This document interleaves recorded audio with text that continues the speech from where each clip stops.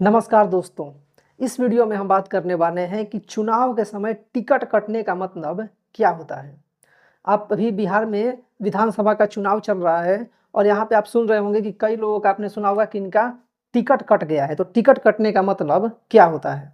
तो टिकट कटने का मतलब होता है कि पहले किसी व्यक्ति को मतलब पिछले चुनाव में किसी व्यक्ति को किसी विधानसभा क्षेत्र से टिकट दिया गया हो। जैसे मान लीजिए कोई व्यक्ति ए है और इसको कोई पार्टी है, जैसे मान लीजिए XYZ एक पार्टी है।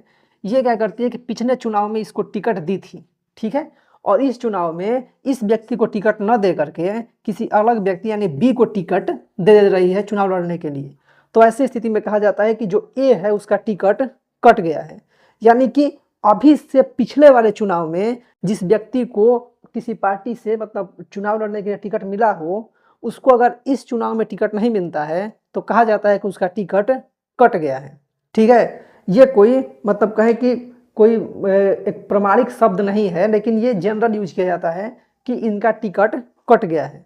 ठीक है, तो ये सिंपल सी बात है। कई सारे ऐसे व्यक्ति जो कि पिछले चुनाव में चुनाव लड़े थे और वो जीत गए थे चुनाव। ठीक है, तो जो व्यक्ति चुनाव जीत गया था उसको कहा जाता है सिटिंग विधायक, सिटिंग MLA। ठीक है, तो उसको भी कई सारी पार्टियां जो होती है, जिसके अभी मान लीजिए कोई विधायक है लेकिन अगले चुनाव में उसको टिकट नहीं दिया जाता है, तो ऐसी स्थिति में कहा जाता है कि जो वहाँ के सिटिंग MLA थे या सिटिंग विधायक थे उनका टिकट कट गया है। ठीक है, तो सिंपल सी बात यह है कि अगर किसी व्यक्ति को पिछले चुनाव में उसकी पार्टी के द्वारा टिकट दिया गया था चुनाव लड़ने के लिए और इस चुनाव में टिकट नहीं दिया गया है लड़ने के लिए, तो ऐसी स्थिति में कहा जाता है कि उसका टिकट कट गया है।